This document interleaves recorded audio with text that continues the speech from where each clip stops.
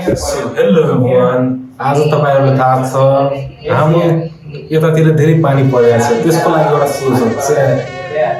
हामीलाई के गर्नुपर्ने, पानीको एउटा प्रब्लम के हो? मच्छर टोक्ने गर्छ। पानीको प्रब्लम चाहिँ के हो? मच्छर टोक्ने गर्छ।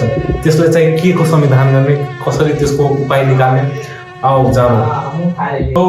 त्यो पानीको कारणले मच्छर धेरै टोक्ने गर्छ, आउने गर्छ। त्यसको चाहिँ बेस्ट सल्युसन चाहिँ के हो? फर्स्ट, हामीहरू यस्तो बर्तन चाहिँ राख्नु हुँदैन, धोएर चाहिँ राख्ने हो।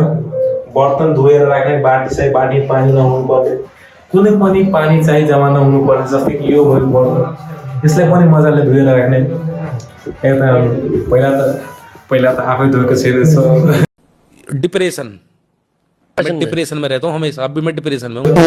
गर्ने हो, पछि गएर भर्खर खाना खाएको। यसो गिलासहरू छ, मजाले यो पानी चाहिँ मजाले सफा गर्नु। त्यो बेसनमा हेर्नु, तपाईँ चाहिँ बेसनमा चाहिँ के हुन्छ, पानी जम्मा भइहाल्छ, त्यो चाहिँ अलिकता मिलाएर राख्नु। सो यति नै। एन्ड तपाईँलाई के थाहा छ, हाम्रो गार्डनमा चाहिँ त्यता पनि पानी धेरै जम्मा हुने गर्छ। त्यसको सल्युसन के हो? पानी चाहिँ नजम्मा हुनु दिनु। जुन चिडियाहरूको लागि चाहिँ पानी दिने गर्छौँ, त्यसमा चाहिँ पानी नजम्मा हुनु दिनु। त्यसको बेस्ट सल्युसन के हो?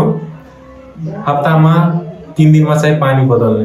हप्तामा 3 दिनमा पानी बदलेपछि त्यसमा मच्छर जाम हुँदैन। त्यसमा मच्छर के गर्छ? अन्डा फोड्ने गर्छ। त्यसपछि 1-2 दिनमा त्यसको बच्चा फेरि त्यसको मच्छरको पिरियड कति हुन्छ? 10-12 दिनको हुन्छ, त्योभन्दा बढी हुँदैन। सो के गर्ने? पानी चाहिँ बेस्ट सल्युसन, पानी कति नजम्मा हुन दिने।